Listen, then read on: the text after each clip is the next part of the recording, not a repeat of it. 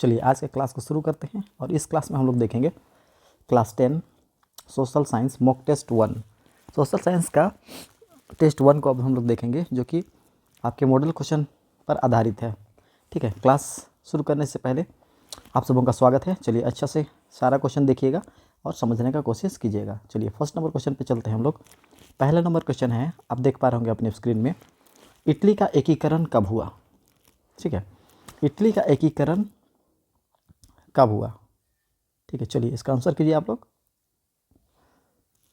Italy का एकीकरण कब हुआ है। पहला नंबर ऑप्शन पे है 1871 ईस्वी, 1873 ईस्वी, 1876 ईस्वी, 1789, 1789 फर्स्ट नंबर पे। ठीक है, तो इसका करेक्ट आंसर हो जाएगा 1771 ईस्वी। ठीक है, और यहाँ पर आप लोग देख पा रहे होंगे कि 1789 जो है इस डेट पे फ्रांस की क्रांति हुआ था। ठीक है, इसको भी याद कीजिएगा, ये भी इंपॉर्टेंट क्वेश्चन है।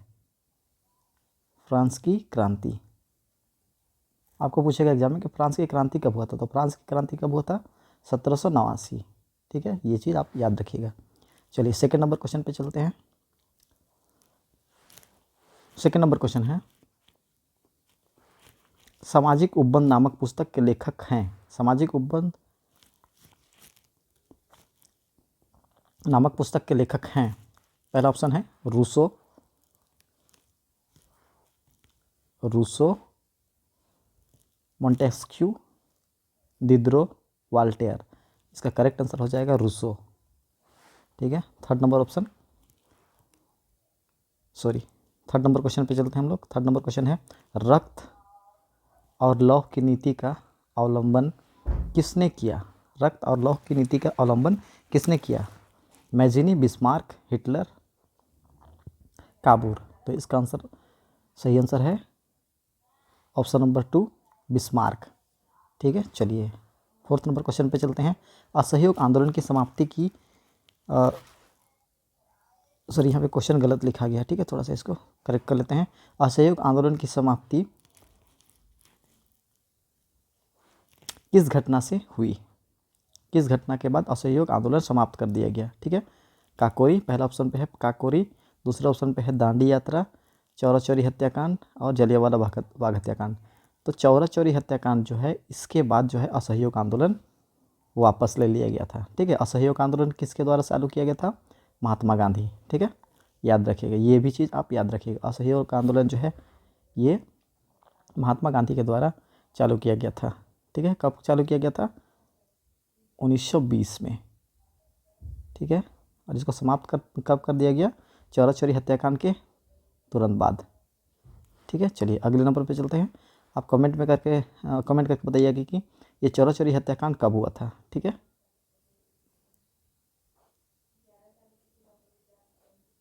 ठीक है, चलिए फोर्थ नंबर पे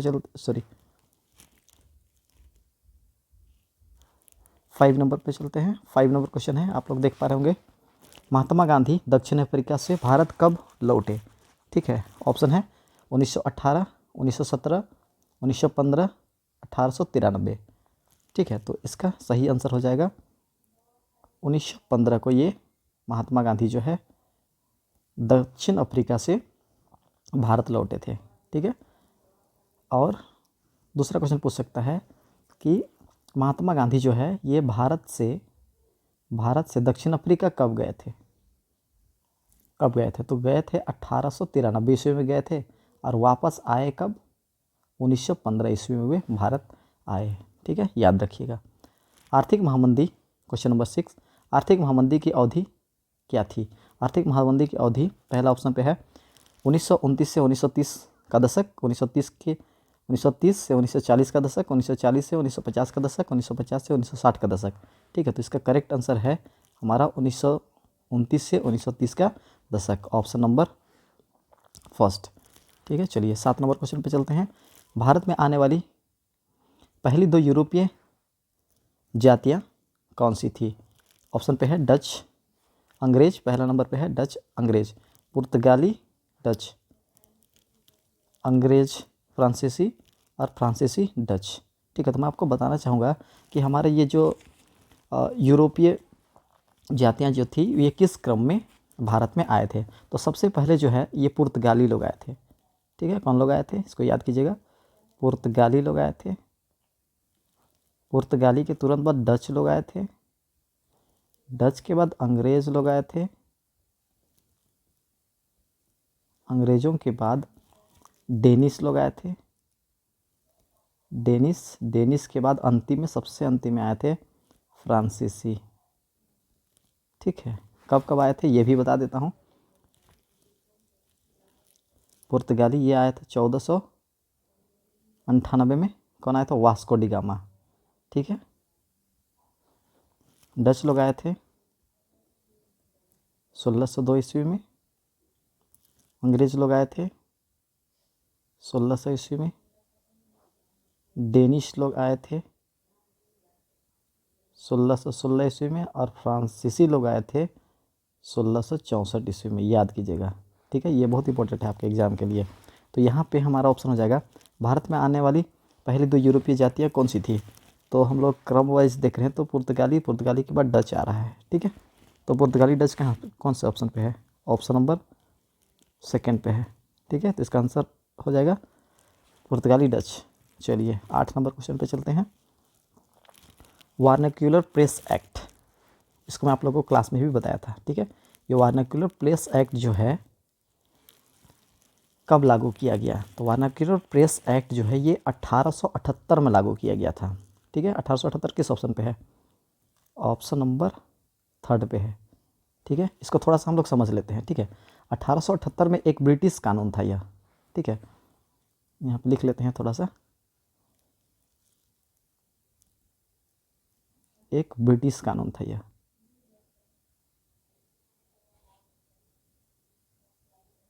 ब्रिटिश कानून था।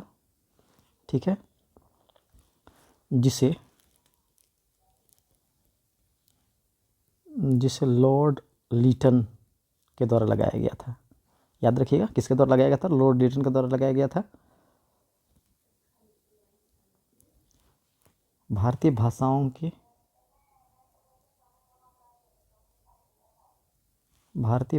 के अखबारों पर सेंसरशिप भी इसको लिख सकते हैं। ठीक है, सेंसरशिप लगाने और राष्ट्रवादी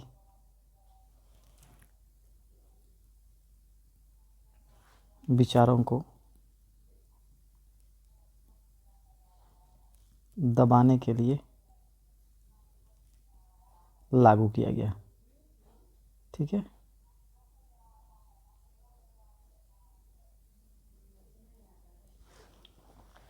और यह जो है, यह वर्नाक्युलर प्रेस एक्ट ये सिर्फ हमारे भारतीय भाषाओं के अखबारों में लगाया था। ठीक है, ये अंग्रेज़ों के का जो था अखबार उसमें नहीं लगल था। ठीक है, याद रखिएगा। ठीक है, चलिए आगे चलते हैं हम लोग। Question number 9। क्वेश्चन नंबर 9 है, निम्नांकित में से किसके साथ ऑपरेशन फ्लड लागू हुआ था? ऑप्शन पे है हरित क्रांति, श्वेत क्रांति, नीली क्रांति, औद्योगिक क्रांति। तो इसका सही आंसर है श्वेत क्रांति। ठीक है, श्वेत क्रांति के साथ में ऑपरेशन फ्लड चला था। ठीक है, क्वेश्चन नंबर 10 पे चलते हैं। क्वेश्चन नंबर 10 है, किस मिट्टी में लौह धातु की अधिकता होती है? तो लौह धातु की अधिकता जो है ये लाल मिट्टी में होती है। ठीक है, लाल मिट्टी, काली मिट्टी, लेटराइट मिट्टी, जलोढ़ मिट्टी। ठीक है, तो मिट्टी के बारे में हम लोग थोड़ा सा यहाँ पर पढ़ लेते हैं कि भारत में सबसे ज़्यादा मिट्टी जो है वह कौन सी मिट्टी पाई जाती है? जलोढ़ मिट्टी पाई जाती है। लिख लीजिएगा थोड़ा सा इसको, सॉरी 1 मिनट, दूसरा लिख लेता हूँ इसको।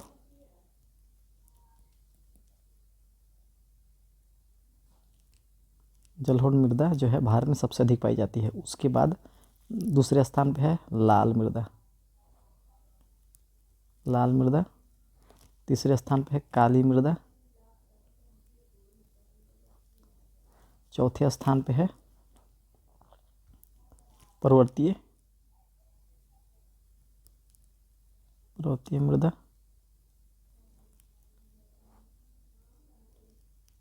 पांचवें स्थान पे है मरुस्थलीय मृदा। उसके बाद लेटेराइट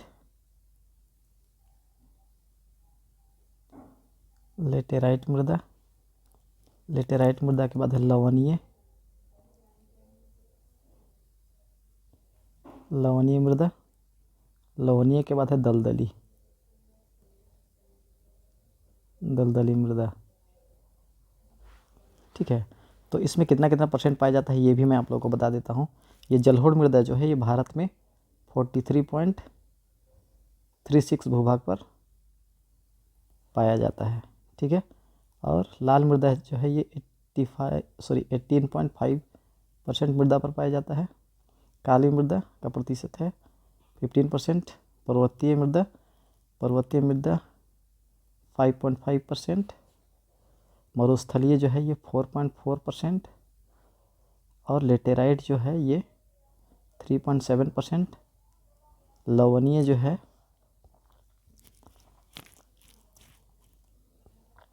लवणीय और मरुस्थलीय, इसको आप लोग कमेंट बॉक्स में कमेंट कीजिएगा ये कितना कितना परसेंट भारत में पाया जाता है। ठीक है, तो आपको पूछेगा कि सबसे ज़्यादा मृदा कौन सी है। ठीक है, तो सबसे ज़्यादा मृदा भारत में कौन पाया जाता है? जलोढ़ मृदा। जलोढ़ मृदा को और हम लोग जानते हैं, जलोढ़ मृदा को दो भाग में पढ़े हम लोग। ठीक है, जलोढ़ मृदा पहला होता है खादर और दूसरा होता है बांगर, या इसको भांगर भी बोला जाता है कहीं कहीं। ठीक है, तो खादर मतलब क्या होता है? नई जलोढ़ मृदा को हम लोग खादर कहते हैं, नई जलोढ़ मृदा। ठीक है, और बांगर जो है ये पुरानी मृदा को बांगर कहते हैं। ठीक है, चलिए याद कीजिएगा इसको। चलिए अगले नंबर पे चलते हैं। 11 नंबर है रोपण कृषि फसल का उदाहरण है। रोपण कृषि फसल का उदाहरण जो है आप लोगों को यहाँ पर देखना है। पहला ऑप्शन में है चाय, कपास, गेहूँ, बाजरा। इसका सही आंसर हो जाएगा चाय, ये रोपण कृषि है। ठीक है, चलिए अगले नंबर पे चलते हैं। क्वेश्चन नंबर 12, नर्मदा बचाओ आंदोलन का संबंध है सरदार सरोवर से, भाखड़ा नांगल से, रिहद से, टिहरी से। ठीक है, तो इसका आंसर हो जाएगा सरदार सरोवर।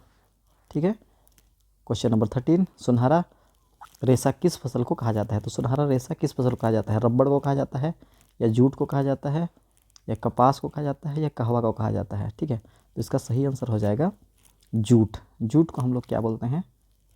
सुनहरा रेशा। ठीक है, अगले नंबर पे चलते हैं।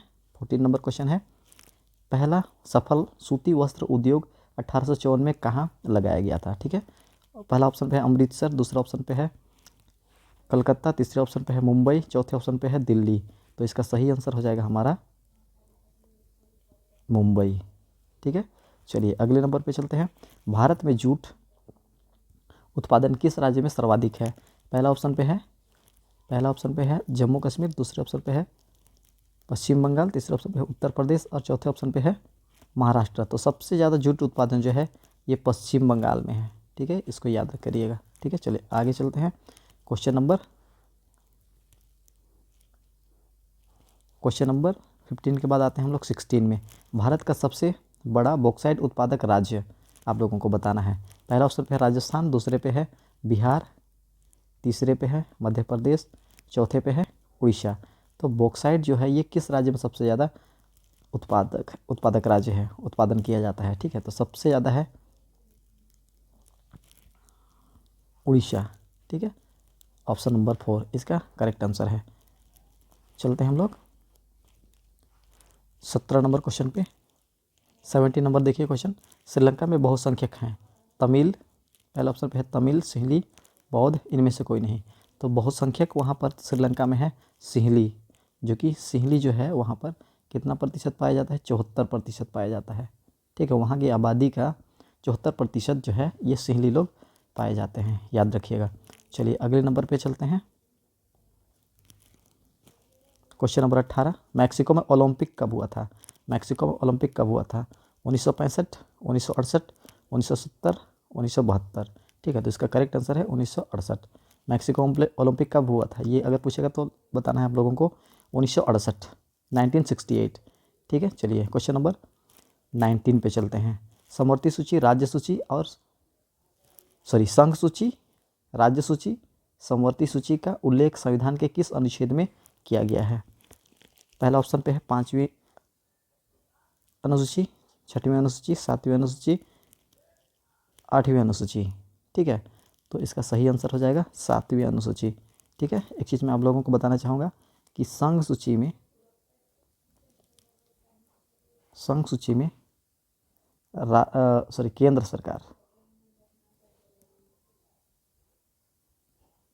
केंद्र सरकार कानून बनाता है। ठीक है, केंद्र सरकार कानून बनाता है। और राज्य सूची में राज्य सरकार कानून बनाता है।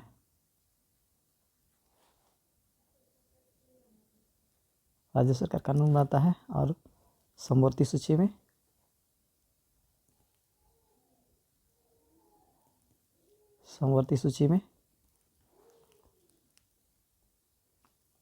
केंद्र एवं राज्य दोनों। ठीक है, चलिए अगले नंबर पे चलते हैं। Question number 20।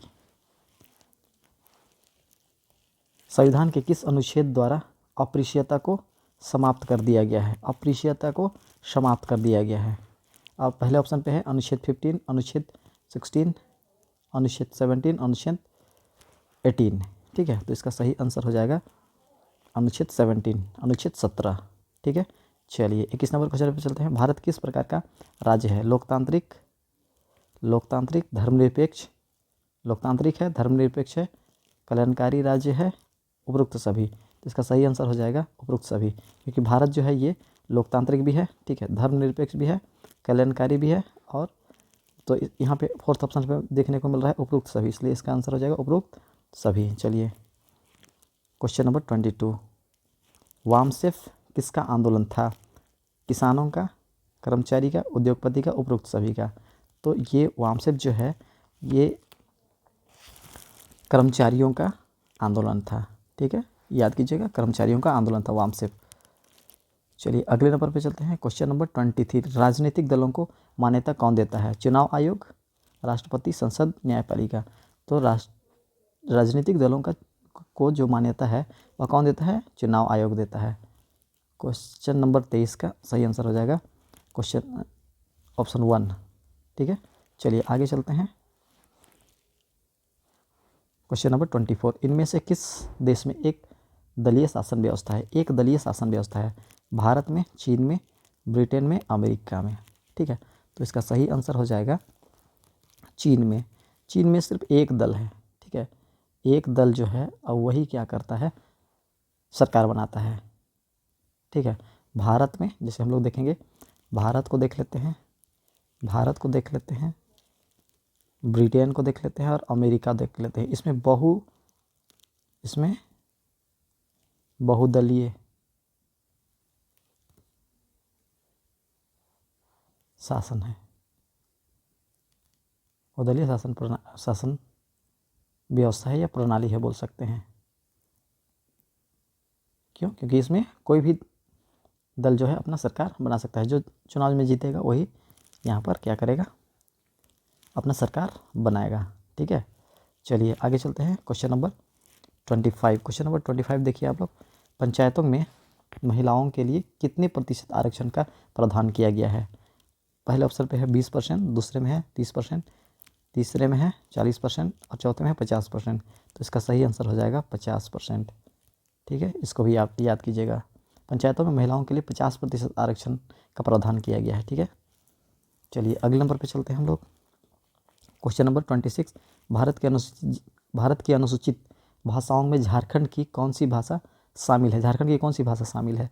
पहले ऑप्शन पे है मैथिली, दूसरे पे बोडो, तीसरे पे डोंगरी और चौथे पे संथाली। तो इसका सही आंसर हो जाएगा संथाली। संथाली को हमारा भारत का अनुसूचित भाषाओं में झारखंड के भाषा संथाली को यहाँ पर शामिल किया गया है। कहाँ शामिल किया गया है? भारत के अनुसूचित भाषाओं में, ठीक है। चलिए अगले नंबर पे चलते हैं। क्वेश्चन नंबर 27, मानव विकास रिपोर्ट देशों की तुलना किस आधार पर करती है? स्वास्थ्य के आधार पर, शिक्षा के आधार पर, प्रति व्यक्ति के आधार पर? तो इसका सही आंसर हो जाएगा इनमें से सभी, ठीक है। चलिए क्वेश्चन नंबर 28, रोजगार गारंटी अधिनियम कब लागू हुआ था? 2005 में, 2004 में, 2003 में, 2006 में? तो इसका सही आंसर है 2005 में, ठीक है। भारतीय रिजर्व बैंक का राष्ट्रीयकरण कब हुआ था? भारतीय रिजर्व बैंक का राष्ट्रीयकरण कब हुआ था उसको देखना है। 1 अप्रैल 1947, 1 अप्रैल 1948, 1 अप्रैल 1949, 1 अप्रैल 1960? तो इसका सही आंसर हो जाएगा 1 अप्रैल 1949, ठीक है। अंतिम क्वेश्चन इस मॉक टेस्ट का लास्ट क्वेश्चन है, भारत में मुद्रा जारी कौन करता है? वाणिज्यिक बैंकों के द्वारा होता है, या क्षेत्रीय ग्रामीण बैंकों के द्वारा होता है, राष्ट्रीयकृत बैंकों के द्वारा होता है, या भारतीय रिजर्व बैंक जो है ये मुद्रा जारी करता है? तो इसका सही आंसर हो जाएगा हमारा भारतीय रिजर्व बैंक जो है ये भारत में मुद्रा जारी करता है, ठीक है। Thank you.